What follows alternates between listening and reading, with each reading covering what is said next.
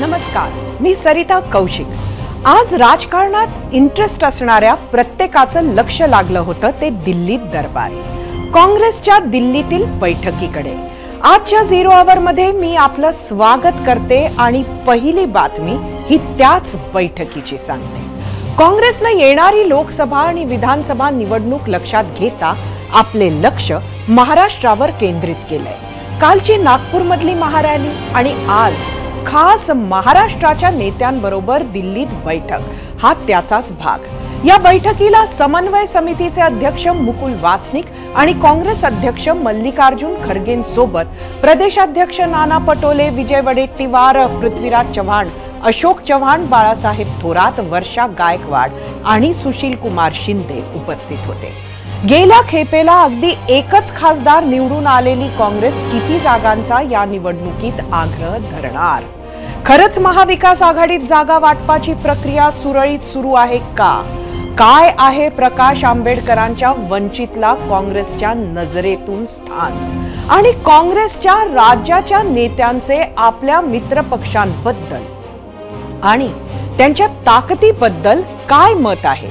नक्की काय झालं दिल्लीच्या बैठकीत हे आम्ही तुम्हाला सांगणार आहोतच, पण त्याआधी बैठकीनंतर काय म्हणाले नाना पटोले ते ऐकूया। एक 16 एक फॉर्म्युला पुढे आला होता, ती काय वास्तविकता त्याच्यामध्ये? तुम्हाला ते सांगितलं की आम्ही सगळी स्थिती मांडलेली आहे, त्याच्यावरचा formula high command decide. Sir Sanjay Raut जे म्हणतात, संजय राऊत म्हणतात ना की आम्ही फक्त दिल्लीत चर्चा करू, 23 जागांपेक्षा एक पण कमी नाही लढणार वगैरे, तर मी काय म्हटलं, संजय राऊत आहेत, त्यांच्याबद्दलची प्रतिक्रिया मला द्यायचं काही कारण? आता जे नानांनी सांगितले नाही ते आम्ही तुम्हाला सांगतो। नक्की काय झालं दिल्लीच्या बैठकीत? सर्वात आधी तर कुठल्या मतदारसंघात कुठल्या नेत्याची पाठीशी जनता आहे याची इत्थंभूत माहिती हायकमांडनं घेतली। वंचितला जागा देण्याबाबत आणि त्यातही 12 काँग्रेसला रस नाही असं कळतंय।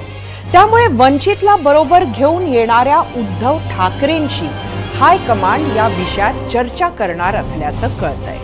जरी मित्र असले तरी नक्की आपल्या राज्यातील नेत्यांना शिवसेना आणि शरद पवार गटाच्या आजच्या ताकदीबद्दल काय वाटते आहे हेही बारकाईनं समजून घेतल्याचं कळतंय। गेल्या 1.5 वर्षात राज्यात ज्या काही राजकीय उलथापालथी झाल्या त्यामुळे कमी झालेल्या पक्षांच्या ताकदीचा हा आढावा येणाऱ्या काळातील जागा वाटपात महत्वाचा ठरू शकतो। मात्र काँग्रेस गेल्या खेपेला एका जागेवर थांबले असले तरी आजच्या घडीला मात्र मोठा हिस्सा मागण्याच्या मनस्थितीत आहे। अजून एक महत्वाची बातमी म्हणजे या बैठकीत अशा 8 ते 10 जागांवर चर्चा झाली ज्यावर काँग्रेसच्या व्यतिरिक्त मित्रपक्षही दावा करत आहेत। त्यामुळे 10 जागा हा मवियात कळीचा मुद्दा बनू शकतात। मात्र बाकी सर्व जागा या जिंकण्याच्या क्षमतेवर ठरवल्या जातील असेही हायकमांडनं या नेत्यांना सांगितल्याचं कळतंय। मात्र कुठलाही आकडा सध्या तरी काँग्रेसनं ठरवला नाही ही मोठी बातमी आहे। पण येणाऱ्या आठवड्यात तिन्ही पक्षांचे मोठे नेते भेटणार असून तिथे या गोष्टींना चालना मिळणार याची पुष्टी सुप्रिया सुळेंनीही केली आणि त्यावरच होता आजचा आमचा प्रश्न, तो बघूया आपल्या पोल सेंटरला। आजचा आपला पहिला प्रश्न होता, पुढील आठवड्यात इंडिया आघाडीच्या बैठकीनंतर मवियाच्या लोकसभेच्या जागा वाटपाचा तिढा सुटेल का? तुम्हाला सांगायचं होतं होय किंवा नाही। तिकडे बिहारमध्ये नव्यानं जेडीयू अध्यक्षपदी आलेले मुख्यमंत्री नितीश कुमार यांनी पक्षाची धुरा हातात घेतल्यानंतर थेट काँग्रेसवरच हल्लाबोल केलाय। काँग्रेस जेडीयूच्या कामांकडे दुर्लक्ष करत असून जागा वाटपा बाबतीत उदासीन असल्याची टीका नितीश कुमारांनी केली आहे। जेडीयूची ही बैठक संपल्यानंतर ज्येष्ठ नेते केसी त्यागी यांनी नितीश कुमार हे इंडिया आघाडीच्या विचारांचे संयोजक आणि पंतप्रधान आहेत असं मत व्यक्त केलं आणि अप्रत्यक्षरित्या पंतप्रधान पदावर दावा देखील केला। जेडीयूच्या या भूमिकेमुळे मोदींविरुद्ध चेहरा शोधणाऱ्या इंडिया आघाडीत कलह निर्माण होण्याची शक्यता आहे.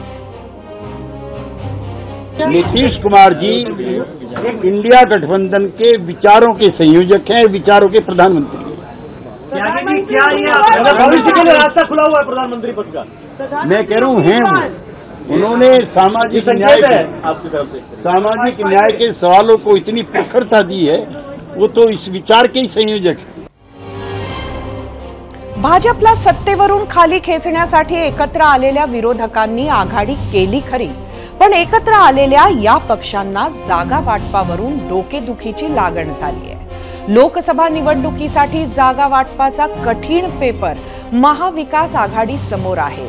महाराष्ट्रातल्या 48 जागांपैकी कोणत्या पक्षाला किती जागा मिळणार, की आघाडीमध्ये जागा वाटपाचा मुद्दा बिघाडी करवणार, याचा आढावा घेणार आहे हा रिपोर्ट. पाहूया.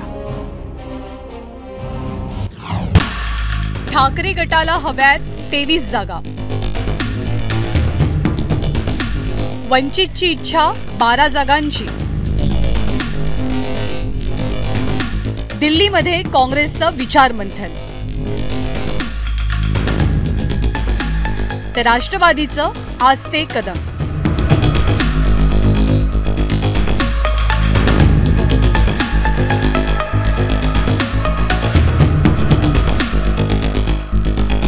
लोकसभा निवडणुकांचे पडघम वाजू लागलाय, तर तिकडे महाविकास आघाडीत जागांवरून दावे प्रतिदावे सुरू झालेत.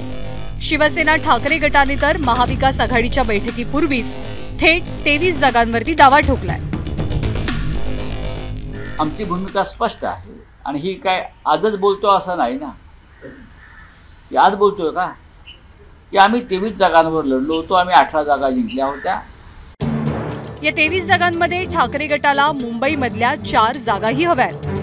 दक्षिण मुंबई, दक्षिण मध्य मुंबई, ईशान्य मुंबई आणि उत्तर पश्चिम मुंबईवर शिवसेनेकडनं दावा केला जातोय. आणि हाच दावा काँग्रेसच्या जिव्हारी लागलाय. उत्तर पश्चिम, दक्षिण मध्य आणि उत्तर मध्य मुंबई या तीनही जागा काँग्रेससाठी महत्त्वपूर्ण आहेत. उत्तर पश्चिम मुंबईतनं लढण्यासाठी उत्सुक असलेले काँग्रेस नेते संजय निरुपम यांनी सुद्धा जागा सोडणार नसल्याचं स्पष्ट केलंय. उत्तर पश्चिम मध्ये काँग्रेसच्या एक सीट आहे आणि काँग्रेसची सीट असणार. मुंबईमध्ये साधारणपणे किती जागा लढल्या जातील? 3 सीट आम्ही 3-4 सीट 6 सीट आहे. एनसीपीची आता जास्त नाही आहे, तो 3 सीट शिवसेना, 3 सीट काँग्रेस अशी एक असा एक समीकरण बनवायला पाहिजे. याच्यामध्ये दोघे पक्षाला फायदा होईल. काँग्रेसकडनं मुंबईतल्या काही जागा मागितल्या जात असताना ठाकरे गटानं उत्तर मुंबई लोकसभा मतदारसंघ सोडण्याची तयारी दर्शवल्याची माहिती आहे. पण काँग्रेसनं ठाकरेंची मागणी मान्य करणं शक्य नाही असा सूर लावलाय. की त्यांनी 22 नाही 23 सीट म्हणजे आता सगळे सीट तुम्ही घेऊन जाणार, तो आम्ही कुठे राहणार? आमच्याकडे मत पण आहे, कार्यकर्ता पण आहे, नेते पण आहे.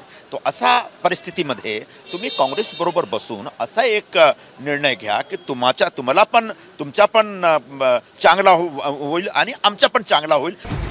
लोकसभा निवडणुकीची घोषणा होण्यापूर्वीच शिवसेना ठाकरे गट आणि काँग्रेसकडनं दाव्यांची स्पर्धा सुरू आहे. त्यामुळे महाविकास आघाडीत जागा वाटपावरनं आलबेल नाही अशी चर्चा आहे. उद्धव ठाकरे आणि माननीय शरद पवार साहेब यांच्यामध्ये उत्तम संवाद आहे. शरद पवार, माननीय उद्धव ठाकरे आणि दिल्लीत खरगे साहेब, राहुलजी आणि वेणुगोपालजी यांच्यामध्ये अत्यंत चांगला संवाद आहे. बघू ना, आम्ही पाहू की काय करायचं ते.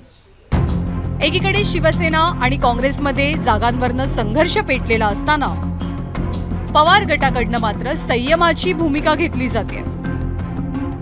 लोकसभेच्या किती जागा लढवणार आहे? राष्ट्रवादी लोकसभेच्या किती जागा लढवणार आहे? आमची बैठक अद्याप झाली नाही.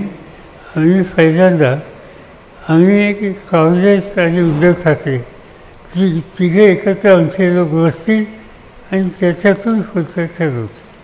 राष्ट्रवादी पक्ष हा बंद खोलीत चर्चा करेल आणि तुम्हाला पुढच्या 8-10 दिवसात योग्य तो न्याय सगळ्याच पक्षांना मिळेल हे तुम्हाला दिसेल. महाविकास आघाडीतील 3 पक्षांमध्ये जागा वाटपाच्या चर्चेदरम्यानच वादळ उठलेलं असताना वंचित बहुजन आघाडीचे राष्ट्रीय नेते डॉक्टर प्रकाश आंबेडकर यांनी 48 लोकसभा जागांचं समान वाटप करून जागा वाटपातला संघर्ष संपवण्याची सूचना केली आहे। त्यासाठी त्यांनी 12 जागांचा फॉर्म्युला सुचवलाय। मोदी हटवणे हाच मुख्य मुद्दा आहे। यासाठी आमचा फॉर्म्युला असा आहे की एनसीपी, INC आणि सेना हे 4 पक्ष एकत्र यायला मागत आहेत आणि लोकसभेच्या महाराष्ट्रातल्या एकूण ज्या 48 जागा आहेत त्याची समान विभागणी व्हावी। अद्याप वंचितचा महाविकास आघाडीत प्रवेश झालेला नाही, पण वंचित महाविकास आघाडीमध्ये आल्यास चौथ्या वाटेकऱ्यामुळे विरोधकांमधला जागा वाटपाचा तिढा आणखीनच वाढू शकतो। आता सर्वांचं ऐकून घेतलं जाईल, आम्ही आमची बाजू मांडू आणि शिवसेना किंवा आपले उद्धव ठाकरे जे आहेत, पवारसाहेब आहेत, काँग्रेस, तिघांची तर आता महाविकास आघाडी आहेच, बाकीच्यांची चर्चा सुरू आहे, ती सुद्धा चर्चा आज केली जाईल। 2019च्या लोकसभा निवडणुकीत एकत्र लढलेल्या काँग्रेस राष्ट्रवादी सोबत जर आंबेडकरांचा वंचित पक्ष सोबत असता तर 8 जागांवर या तिघांच्या मतांची बेरीज विजयी उमेदवारापेक्षा नक्कीच जास्त ठरली असती। याशिवाय वंचितमुळेच गेल्या विधानसभा निवडणुकीत काँग्रेस राष्ट्रवादीला तब्बल 32 जागांवरती फटका बसला। त्यामुळे वंचितबाबत महाविकास आघाडीला विचारपूर्वक निर्णय घ्यावा लागेल। महाविकास आघाडीतल्या जागा वाटपाबाबत वेगवेगळे अंदाज आणि अटकळींची चर्चा सुरू आहे। त्यामुळे देशातील सर्वाधिक जागा निवडून देणाऱ्या दुसऱ्या क्रमांकाच्या राज्यातील महाराष्ट्रातल्या जागा वाटपाबाबत महाविकास आघाडी किंवा इंडिया आघाडी ठोस निर्णय घेणार का, याकडे विरोधकांसह सत्ताधाऱ्यांचंही नक्कीच लक्ष असेल। टीम 0 वर ABP माझा।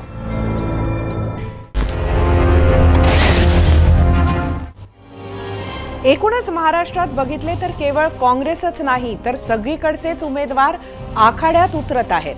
प्रत्येकच पक्षात आता इच्छुकांचे चेहरे समोर येत आहेत। त्यात माजी सनदी अधिकारीही तयारीला लागलेत। मुख्यमंत्री वॉर रूमचे संचालक राधेश्याम मोपलवार यांनी वैयक्तिक कारण देत राजीनामा दिला, पण मोपलवार भाजपच्या तिकिटावर हिंगोली किंवा नांदेड लोकसभा मतदारसंघातून नशीब आजमावणार असल्याची चर्चा आहे। तर तिकडे महायुतीत एकत्र असलेल्या भाजप, शिवसेना, राष्ट्रवादीत ऐन निवडणुकीत जागा वाटपावरून खणाखणी होऊ शकते। मावळमधील एकनाथ शिंदेंसोबत असलेले विद्यमान खासदार श्रीरंग बारणेंच्या जागेवर भाजपकडून बाळा भेगडेंनी दावा केल्याची चर्चा आहे। तर उपमुख्यमंत्री अजित पवारांचे पुत्र पार्थ पवारांना यंदा उस्मानाबादमधून उमेदवारी मिळण्याची शक्यता वर्तवण्यात येते। गेल्या निवडणुकीत पार्थ पवारचा मावळमधून बारणेंनी दारुण पराभव केला होता। यंदा पवारांच्या बारामतीत सुप्रिया सुळेंविरोधात कोण उतरणार याची प्रत्येकाला उत्सुकता असणार आहे। महायुतीत उपमुख्यमंत्री झालेल्या अजित पवारांच्या पत्नी सुनेत्रा पवार यांचा बारामतीत गेल्या काही काळापासून सार्वजनिक क्षेत्रातला वावर अजूनच वाढलाय।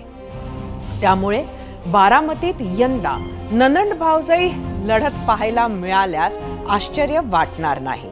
तर शिरूर मतदारसंघात पवार गटाकडून अमोल कोल्हेंनाच पुन्हा उमेदवारी मिळण्याची शक्यता आहे। तर येथे शिवसेना शिंदे गट यांच्याकडून शिवाजीराव आढळराव हे इच्छुक आहेत। आता इथं अजित पवारांनीच विजयाचा दावा केल्यानं आढळराव पाटील कोणत्या चिन्हावर लढणार याचीही चर्चा सुरू झाली आहे। याशिवाय काँग्रेसचे मिलिंद देवरा दक्षिण मुंबईतून इच्छुक असल्याचं सांगण्यात येत आहे, पण विद्यमान खासदार अरविंद सावंत यांच्यासाठी ठाकरे गटाला ही जागा हवी आहे। रस्सीखेच केवळ विरोधी पक्षातील उमेदवारांमध्येच नाही तर पक्षांतर्गतही आहे। ठाकरे गटाचे नेते चंद्रकांत खैरे आणि विरोधी पक्ष नेते अंबादास दानवेंमध्ये छत्रपती संभाजीनगर लोकसभा उमेदवारीवरून नुकताच वाद पाहायला मिळाला होता। याच निवडणुकीच्या विषयाला अनुसरून आम्ही तुम्हाला विचारलेल्या प्रश्नावर तुम्ही काय प्रतिक्रिया दिल्या आहेत त्या प्रतिक्रिया पाहण्यासाठी जाऊया आपल्या मीडिया सेंटरला. आजचा आपला प्रश्न परत एकदा सांगते. पुढील आठवड्यात इंडिया आघाडीच्या बैठकीनंतर मवियाच्या लोकसभेच्या जागा वाटपाचा तिढा सुटेल का? सोशल मीडियावर आलेल्या प्रतिक्रिया बघूया. एक्स वरून नागेश अक्कलकोटे, तिढा संपवण्याचा विडा उचलायचा कोणी हाच खरा प्रश्न वाटतोय. एक्स वरून विनय चाकणे यांनी कितीही प्रयत्न केला जागा मिळवण्याचा तरी जनता यांना यांची जागा काय आहे ते वेळोवेळी दाखवून देत आहे. युट्यूबवरून मंदार पानसे, तिढा सुटला तरीही कोणाकडे खरे सक्षम नेते आहेत? सर्व सक्षम नेते महासत्तेसोबत आहेत. युट्यूबवरून प्रदीप किर्लोस्कर, इलेक्शन संपून जाईल तरीही यांचा तिढा सुटणार नाही, जय श्रीराम. फेसबुकवरून सोपान सपकाळ, नक्कीच सुटेल, महाविकास आघाडीला एकत्र आल्याशिवाय पर्याय नाही. फेसबुकवरून अप्पासाहेब परसराम जाधव, निवडणूक जागेचा तिढा सोडवण्यासाठी महाराष्ट्रातील सर्वच राजकीय पक्ष आटापिटा करतायत पण मराठा आरक्षण प्रश्न सोडवण्यासाठी प्रयत्न करताना दिसत नाही. इंस्टाग्रामवरून उज्ज्वल कुमार म्हस्के, मवियामध्ये इनकमिंग पक्षांची संख्या जास्त असल्यामुळे जागा वाटपाचा तिढा एवढ्या लवकर सुटणार नाही.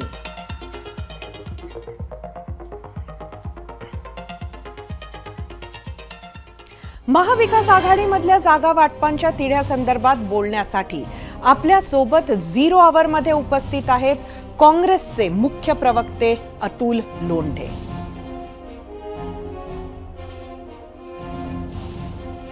अतुलजी, एबीपी माझाच्या 0 आवरमध्ये आपलं स्वागत आहे.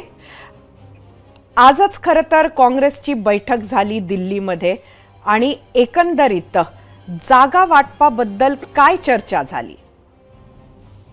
आता जी चर्चा झालेली आहे ती फक्त आपण कुठे कुठे लढू शकतो, मित्रपक्ष कुठे कुठे लढू शकतात, काय काय कोण कोण कुठे कुठे स्ट्रॉंग आहे ह्या सर्वेच्या चर्चा झालेली आहे. चर्चा आता पुढे जाईल आणि प्रत्यक्षामध्ये कोण कुठे लढेल हे स्पष्ट पुढे होईल. मला एक इथे स्पष्टपणे सांगावं असं वाटतं की मीडियामध्ये ज्या चर्चा होतात किंवा मीडियामध्ये जे कोणी बोलत असेल जागेचा वाटप हे मीडिया नाही, हे कोण बोलताय त्यांच्या म्हणण्याप्रमाणे होणार नाही. तर ही जेव्हा कोऑर्डिनेशन कमिटी बसेल तिन्ही पक्षाचे महाराष्ट्रातले आणि केंद्रामधले, त्यामध्ये त्याचा निर्णय हा केंद्रामधले हायकमांड घेईल आणि आपल्याला एक चांगल्या पद्धतीनं महाविकास आघाडी महाराष्ट्रामध्ये लोकसभा निवडणूक. खरं तर आपण म्हणत आहात असं, मात्र रोज मीडियामध्ये आणि खास आज म्हणजे आपली बैठक होणार त्याच्या पार्श्वभूमीवर संजय राऊत यांनी परत एकदा 23 जागांचा दावा हा शिवसेनेच्या वतीनं केलेला आहे. 23 जागा देणं हे मान्य आहे का काँग्रेसला? नाही, असं आहे की जो फॉर्म्युला जी चर्चा होते सरिताजी आणि जे मला माहिती आहे ते सरळ मेरिटवर होणार आहे. कोण कुठे जिंकू शकतं, शेवटी कोणी किती जागा लढाव्या याच्यापेक्षा जे संकट आज देशावर आहे, देशाच्या लोकशाहीवर आहे किंवा आज देशाच्या संविधानावर आहे त्याचा विचार सर्वात जास्त जो आहे त्या चर्चांमध्ये होत आहे. आणि कोणी जर मीडियामध्ये जर हा प्रश्न सोडवत असेल तर त्यांनी मीडियामध्ये चर्चा करत राहावी. त्यांनी काही प्रश्न सुटणार नाही. प्रश्न हा ज्या चर्चा होऊन राहिलेल्या आहे तिथेच सुटणार आहे. नक्कीच हे आपली गोष्ट कोणीही मान्य करेल आपण जे म्हणत आहात ते. दुसरीकडे आज काँग्रेसकडनं संजय निरुपम हे सुद्धा बोलताना दिसले. ते इच्छुक आहेत हे आपल्याला माहिती आहे, पण परत काँग्रेस ही मुंबईमध्ये 3 जागा तरी घेणार किंवा असावं असं त्यांनी म्हणणं मांडलेलं आहे. काय ह्यात तथ्य किती आहे? सरिताजी, असं आहे की प्रत्येक कार्यकर्ता, प्रत्येक नेता पक्षाचा जो आहे त्याला बोलण्याचं स्वातंत्र्य काँग्रेसमध्ये नक्कीच आहे. आपण काल राहुल गांधींनी त्यांच्या भाषणामध्ये स्पष्टपणे सांगितलं आहे. त्यांनी, मी पूर्ण बाईट त्यांची ऐकत होतो संजय पवारांची, त्यांनी एक शक्यता वर्तवलेली आहे की असं पण होऊ शकतं, असं पण करता येईल, त्यांचा पण सन्मान राहिला पाहिजे, आमचा पण सन्मान राहिला पाहिजे, राष्ट्रवादीचा सन्मान राहिला पाहिजे, बाळासाहेब आंबेडकरांचा सन्मान राहिला पाहिजे. या सगळ्या अनुषंगाने ज्या आहेत त्या चर्चा सुरू आहेत.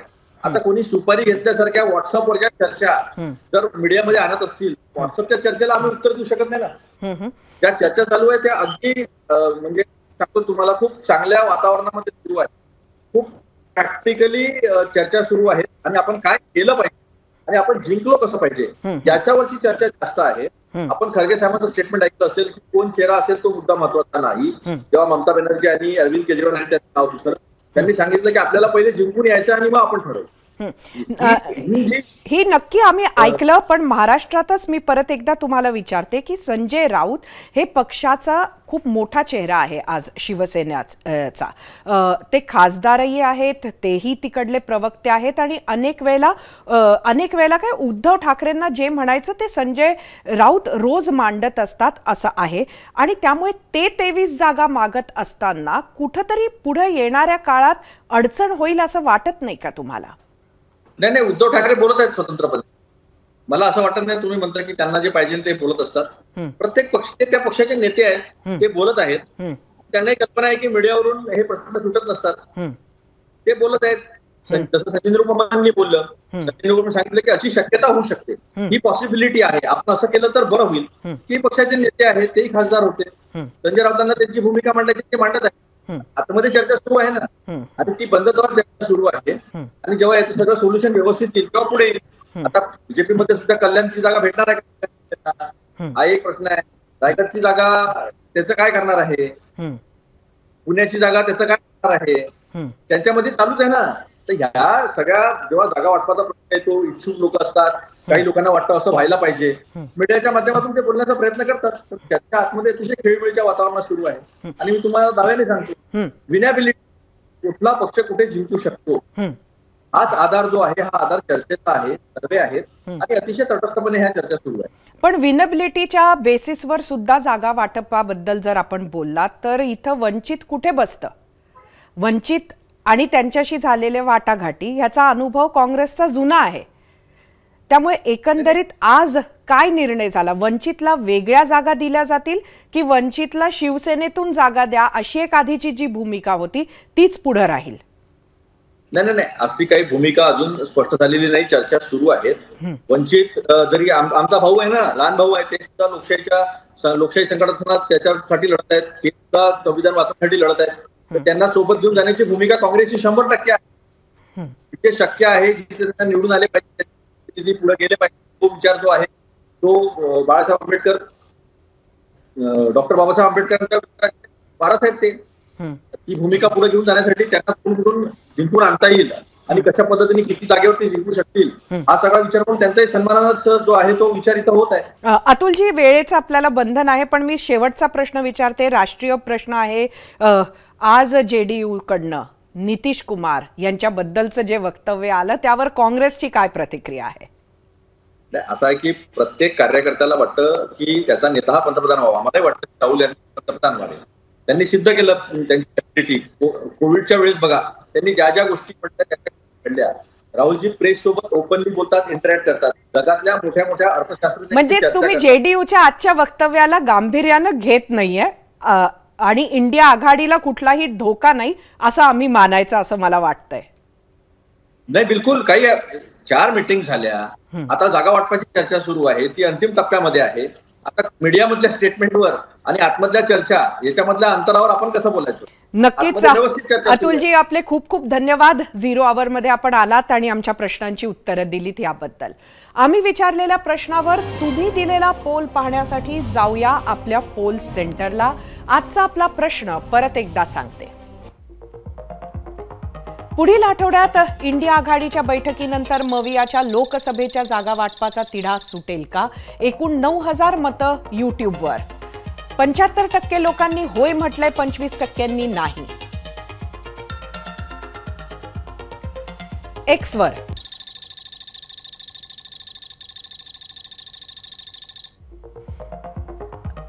38% लोकांनी होय म्हटलंय, 62% लोकांनी नाही. इंस्टाग्रामवर एकूण 2000 मतं. 70% लोकांनी होय म्हटलंय, 30% नाही. फेसबुकवर एकूण 1000 मतं. 49% लोकांनी होय म्हटलंय, 51% नाही. नितीश कुमारांच्या आजच्या बातमीनंतर एनडीए आघाडीतच बरेच परिणाम होतील, पण महाराष्ट्रात तुलनेनं महाविकास आघाडीला त्याचा धक्का बसेल असं वाटत नाही. पण काँग्रेसची बार्गेनिंग पॉवर मात्र अशा राष्ट्रीय स्तरावरच्या विरोधानं कमी होऊ शकते, हेही नाकारता येणार नाही. लोकसभेचं जागा वाटप हा खरं तर वेटिंग गेम ठरणार आहे. सगळेच काही ना काही कारणानं चक्रव्यूहात सापडले. काँग्रेस गेल्या निवडणुकीत कमी झालेल्या ताकदीमुळे, तर शिवसेना आणि राष्ट्रवादी हे दोन मोठे प्रादेशिक पक्ष फुटल्यामुळे. त्यामुळेच जे काही होईल ते सामंजस्यानं करण्यावरच या तिघांचाही भर असेल. त्यात येत्या काही दिवसात काँग्रेस पक्षात काही छोटा मोठा भूकंप होतो का, यावरही जागा वाटपाचं पुढचं गणित अवलंबून असेल. आधी दोन्ही बाजूला म्हणजे युती आणि आघाडीमध्ये दोनच मुख्य पक्ष होते, त्यांच्यात मुख्य वाटाघाटी व्हायच्या. आता दोघात तिसरा पक्ष आल्यामुळे तीन मुख्य वाटेकरी झाले आहेत. त्यामुळे जुळणी करणं आणखी अवघड बनलंय आणि हे गणित महाराष्ट्राला पहिल्यांदाच बघायला मिळणार आहे. त्यात बाळासाहेब आंबेडकरांचं करायचं काय, हा गहन प्रश्न महाविकास आघाडी समोर आहे. त्यांना सोबत घेतलं तर जागा वाटपाचं गणित बिघडतं आणि नाही घेतलं तर निवडून येणाऱ्या जागांचं गणित बिघडतं. त्याचा फटका गेल्या काही वेळच्या लोकसभा आणि विधानसभा निवडणुकीत काँग्रेस राष्ट्रवादीला बसल्याचा आपण बघितलं आहे. महायुतीची स्थिती या तुलनेत बरी आहे. एकनाथ शिंदे आणि अजित पवार या दोघांनाही महाशक्तीच्या शक्तीची जाणीव आहे. भाजप सोबत राहणं, नरेंद्र मोदींच्या बाजूला दिसणं आता आणि नजीकच्या भविष्यात हिताचं आहे हे या दोघांना आणि सोबतच्या आमदारांना माहिती आहे. त्यामुळे भाजपकडे मोठ्या भावाचा रोल देण्यात यांनी फार खळखळ केलेली नाही. एकनाथ भाई, देवेन भाऊ आणि अजित दादा यांच्यातील समन्वयाचा लाभ सुद्धा महायुतीला होईल. मग यामध्ये जागा वाटपाचा जितका जास्त गोंधळ होईल ते तितकं जास्त महायुतीच्या पथ्यावर पडेल असं आत्ताचं चित्र आहे. आता चर्चा प्रभू श्रीरामाची आणि त्यांच्यासाठी सज्ज झालेल्या अयोध्येची. जवळपास 550 वर्षांचा वनवास संपतोय, कारण अयोध्येत सज्ज झालंय एक भव्य राम मंदिर. 22 जानेवारीला प्रभू रामाची प्राण प्रतिष्ठा होणार आहे.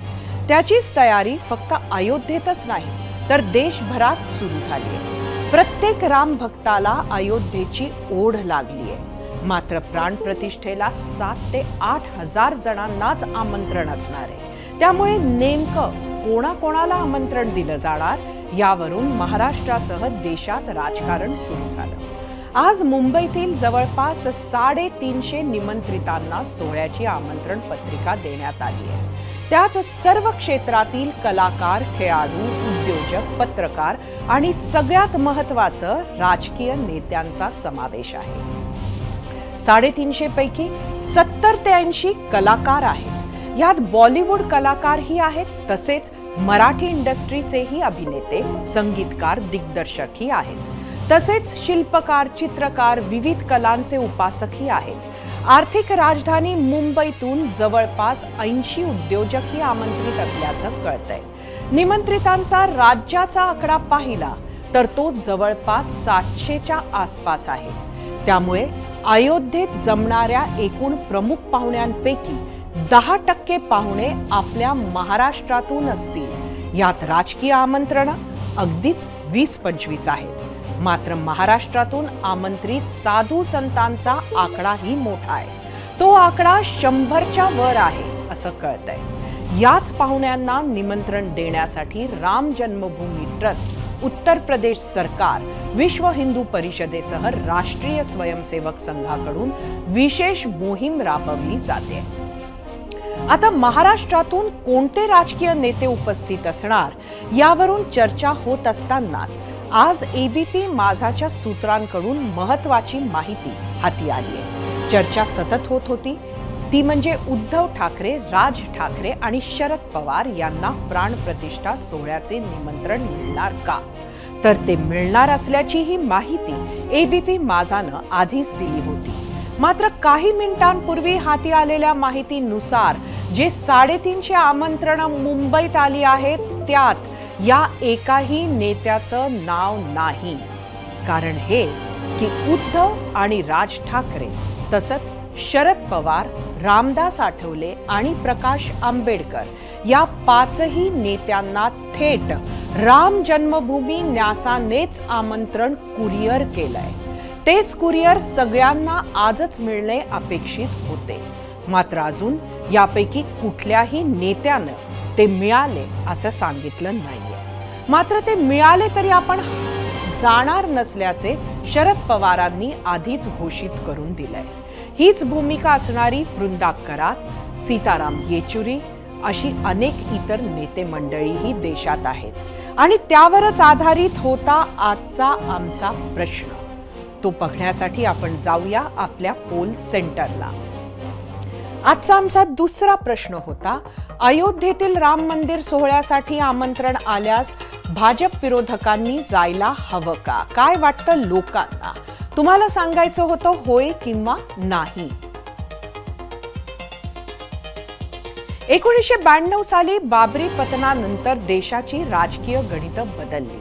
आक्रमक हिंदुत्व जनमानसांमध्ये पोहोचू लागलं आणि त्यावेळी त्याचा आवाज बनले लालकृष्ण अडवाणी, अशोक सिंघल यांच्यासह भाजपचे आणि संघाचे काही नेते आणि शिवसेना प्रमुख बाळासाहेब ठाकरे. बाबरी प्रकरणात त्यांना लखनौ कोर्टातही जावं लागलं होतं.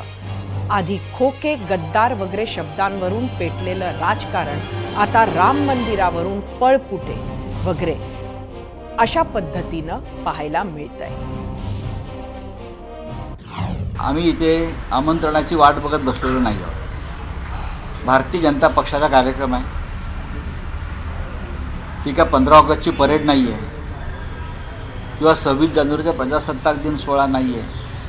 हा पक्षीय कार्यक्रम, हा राष्ट्रीय कार्यक्रम असता तर आम्ही त्यात लक्ष घातलं. पक्षीय कार्यक्रम आहे, त्यांच्या पक्षाचा कार्यक्रम होऊ द्या, आमचं काहीच म्हणणं नाही. प्रभू श्रीराम सगळ्यांचे आहेत. अशा प्रकारचं राजकारण करून प्रभू श्रीरामाला त्रास होईल, त्यांच्या आत्म्याला त्रास होईल आणि परत ते वनवासात जातील असं कृत्य करू नका, असं माझ्या तर हात जोडून विनंती आहे. आम्ही मंत्री आहोत पण आम्हाला तर कुठलं आमंत्रण नाहीच आहे. त्याच्यामुळे त्यांना मिळालं की नाही हे मला माहीत नाही. पण त्यांनी जे ते राजकारण केलं, पण ते पत्रिका सुटण्याच्या आधीच त्यांनी जे आम्हाला मिळालं नाही, आम्हाला मिळालं नाही, आम्हाला मिळालं नाही ते चालवलं होतं. मला वाटतं ते तर फारच रोज उठून आमचे राऊत साहेब तर ते सांगत होते आम्हाला दिलं नाही, भारतीय जनता पक्षाचा तो वैयक्तिक कार्यक्रम आहे, असं आहे तसं आहे. पण मी त्यावेळेलाही सांगितलेलं होतं की राष्ट्रीय अध्यक्ष जे मोठ्या पक्षांचे, राष्ट्रीय पक्षांचे, त्यांना सर्वांना आमंत्रण आहे. आता शिवसेना राष्ट्रीय पक्ष ठाकरे गट हा होत नाही, कारण त्यांच्याकडे चिन्ह नाही, त्यांच्याकडे पक्षाचं नाव नाही, त्यांच्याकडे आता आमदार खासदार उरले नाही, 2-4-5 राहिलेले आहेत. त्यामुळे ते त्यांना मला वाटतं अपेक्षित नसेल. पण केंद्र सरकारने दिलं असेल तर त्यांनी विचार करावा जायचं की नाही जायचं. उद्धव ठाकरेप्रमाणेच आणखी एका नेत्याला आमंत्रण मिळेल की नाही याची चर्चा होती. त्यांचं नाव आहे शरद पवार. राष्ट्रवादी काँग्रेसचे अध्यक्ष शरद पवार यांनाही आज अयोध्या सोहळ्याचं आमंत्रण मिळणार असं कळतंय, तेही कुरिअरने. मात्र कालच त्यांनी आपण अयोध्येला जाणार नसल्याचं स्पष्ट केलं. हे बोलत असतानाच त्यांनी राम मंदिर निर्मितीवरून समाधानी असल्याचंही सांगितलं. काय म्हणाले शरद पवार पाहूयात. 22 तारखेला राम मंदिराचं उद्घाटन होत आहे. महाराष्ट्रातल्या अनेक नेत्यांना मंदिराच्या उद्घाटनाचं निमंत्रण आलेलं आहे. तुम्हाला निमंत्रण आलेलं आहे का? आले असेल तर तुम्ही जाणार? नाही, असं मला काही निमंत्रण नाही. मी मंदिराच्या ह्याच्यात फारसा जात नाही. हे सगळे देवधर्म, पूजा, अर्चा या सगळ्यापासून मी जरा बाजूला असतो. माझी श्रद्धाची स्थानं आहेत 1-2 ठिकाणी, तिथं जातो. पण त्याचं जाहीर किंवा द्यायचाच कधी करत असते. हा असं आहे की हे प्रश्न व्यक्तिगत आहेत. व्यक्तिगत कुठे श्रद्धा असते नसते त्यानुसार आम्ही करतो आहे. त्यासाठी कुणी निमंत्रण द्यायची किंवा आणखी कुणाची वाट बघायची काही गरज नाही. राज्यातले आणखी एक महत्त्वाचे नेते आणि मनसे अध्यक्ष राज ठाकरेंनाही अयोध्या सोहळ्यात सहभागी होण्यासाठी आमंत्रण मिळाले की नाही आणि मिळाले तर ते जाणार की नाही हेही लवकरच स्पष्ट होईल. त्यांच्यासोबत उद्धव ठाकरेंच्या भूमिकेकडेही लक्ष असणार आहे. तिकडे दिल्लीत काँग्रेस अध्यक्ष मल्लिकार्जुन खरगे आणि माजी अध्यक्षा सोनिया गांधी यांना महासोहळ्याचं आमंत्रण आलंय आणि सूत्रांच्या माहितीनुसार अयोध्येत जाणार असल्याचं त्यांचं जवळपास निश्चित झालंय. तर त्यांचेच मित्र पक्ष असलेले सीताराम येचुरींनी मात्र सोहळ्यात येणार नसल्याचं जाहीर केलंय.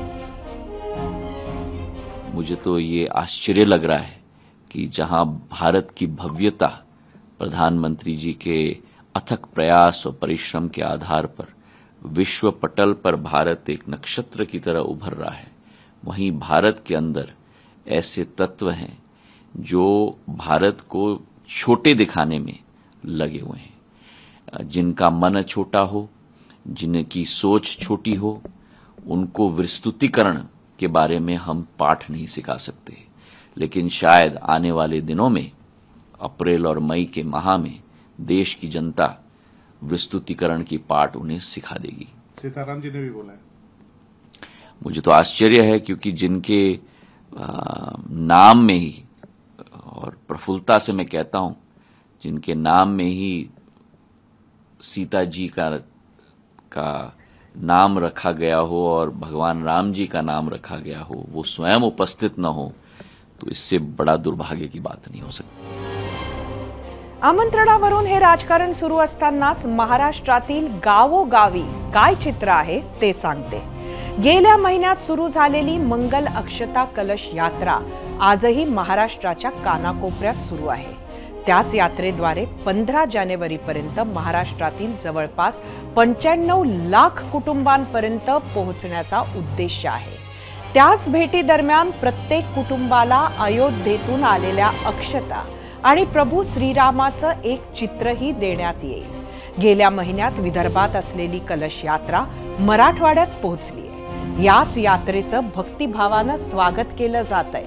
मोठ्या श्रद्धेनं पालखीचं पूजन केलं जातंय आणि त्यातूनच गावोगावचे रामभक्त आपल्या रामाचं दर्शन घेत आहेत. राम मंदिराच्या आमंत्रणाच्या शृंखलेत एक महत्त्वाचे आमंत्रण मिळाले आहे नाशिकच्या किन्नर आखाड्याला. मानवता किन्नर समाजच्या श्री सलमा गुरु नायक, त्यांच्या शिष्य महामंडलेश्वर संजना नंदगिरी आणि त्यांचे सहकारी सोहळ्याच्या काही दिवस आधीच अयोध्येला रवाना होणार आहेत. याच बातमीनंतर आता वेळ झालीये तुम्ही दिलेल्या प्रतिक्रिया पाहण्याची आणि त्यासाठी जाऊयात आपल्या मीडिया सेंटरला. आजचा आपला प्रश्न परत एकदा सांगते. अयोध्येतील राम मंदिर सोहळ्यासाठी आमंत्रण आल्यास भाजप विरोधकांनी जायला हवं का? एक्स वरून तेजस सुरवसे, भगवान श्रीराम हे सर्व हिंदूंचे आहेत, याला कोणीही विरोध करू नये असे वाटते. राम मंदिर हा आस्थेचा विषय आहे.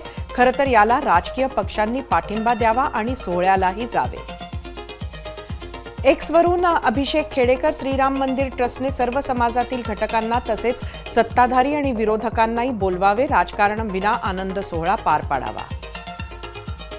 युट्यूब वरून सुनील देशपांडे, आमंत्रण कशाला पाहिजे, ज्याला जमेल त्याने गेले पाहिजे. इंस्टाग्राम वरून शीतल देसाई, राम जन्मभूमी न्यास जर आमंत्रण देत असेल तर सर्वांनीच जायला पाहिजे. आणि आता वेळ झाली आहे आपल्या दुसऱ्या प्रश्नावरचा महाराष्ट्राचा कौल पाहण्याची. त्यासाठी जाऊयात आपल्या पोल सेंटरला. आपलाचा प्रश्न, अयोध्येतील राम मंदिर सोहळ्यासाठी आमंत्रण आल्यास भाजप विरोधकांनी जायला हवं का? एकूण 16,000 मतं युट्यूबवर. 81% होय म्हटलंय, 19% नाही. इंस्टाग्रामवर एकूण 3,000 मतं. 83% लोकांनी होय म्हटलंय, 17% नाही. फेसबुकवर 1000 मतं. 75% लोकांनी होय म्हटलंय, 25% नाही. एक्सवर